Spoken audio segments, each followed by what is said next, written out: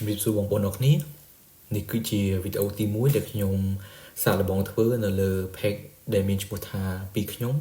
ឬក៏យើងនិយាយជាភាសាបារាំងដែលខ្ញុំប្រើពាក្យថា the more អញ្ចឹងនៅក្នុង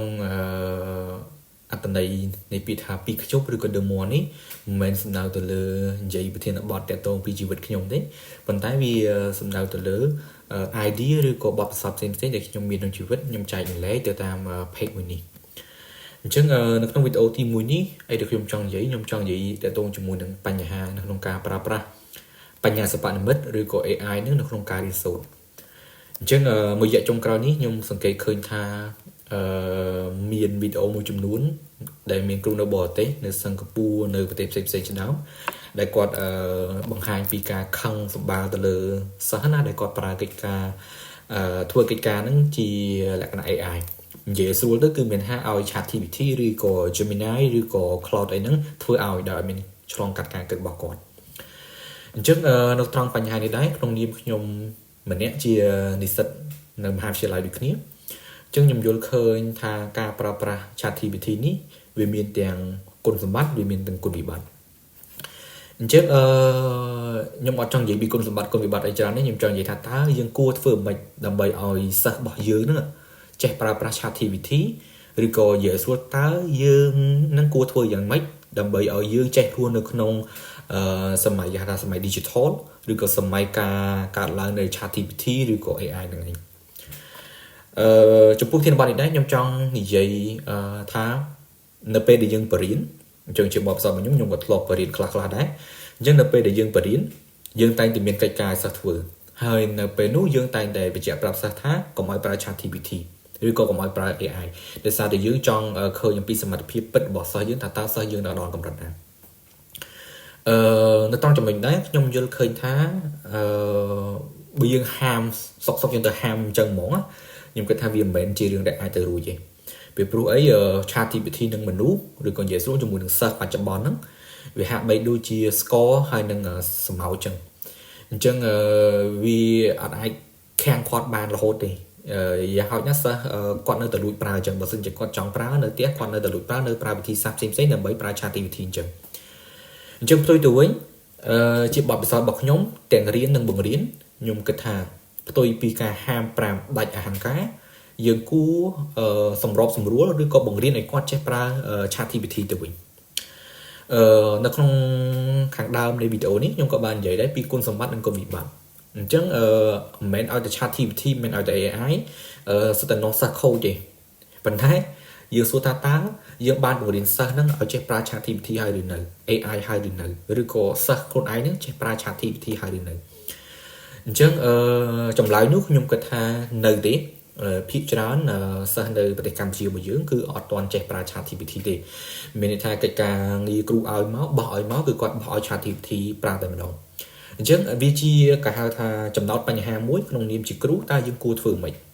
ណាអញ្ចឹងយើងអត់និយាយថាអូសម័យអញមិនដែលរៀនប្រើ ChatGPT ផងអញតែចេះប៉ុណ្ណឹងអូខេខ្ញុំទទួលស្គាល់ថាក្នុងសម័យហ្នឹងគឺយើងអត់ប្រើ ChatGPT ហើយយើងបកកាយមែនពួកគាត់បកកាយមែនលោកគ្រូ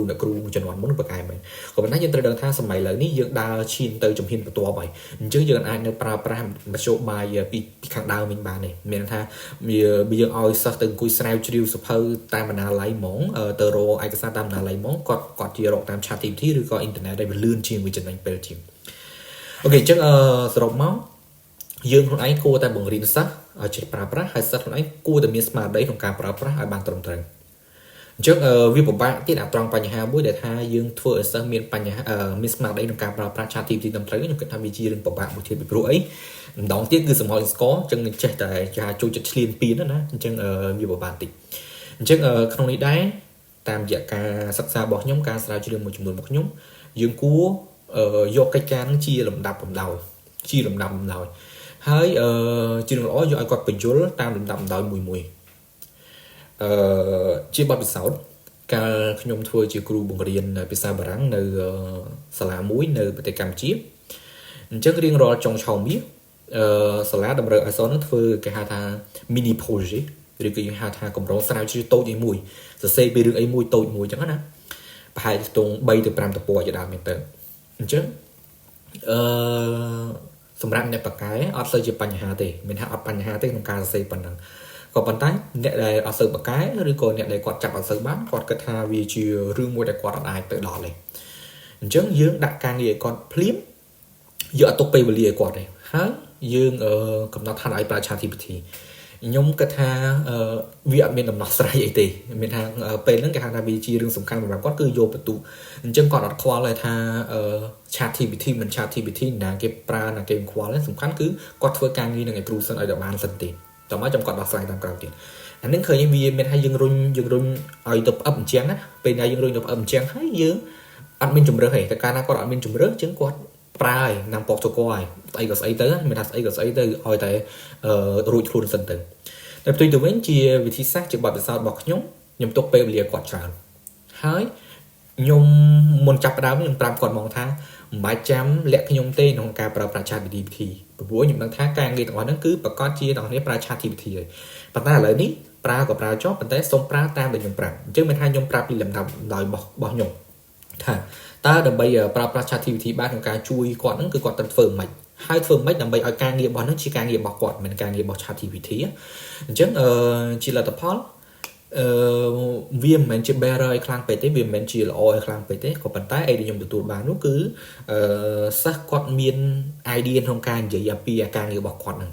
អញ្ចឹងវាស្ដែងមកឃើញថាការងាររបស់នឹងទោះបីជាការងារសរសេរមួយចំនួនជាការងារសរសេររបស់ ChatGPT ក៏ដោយក៏គំនិតក្នុងការសរសេរហ្នឹងគឺជារបស់គាត់ឬក៏ផ្នែកមួយចំនួនធំក្នុងការសរសេររបស់នឹងសរសេរការងាររបស់នឹងគឺជាគំនិតរបស់គាត់ផ្ទាល់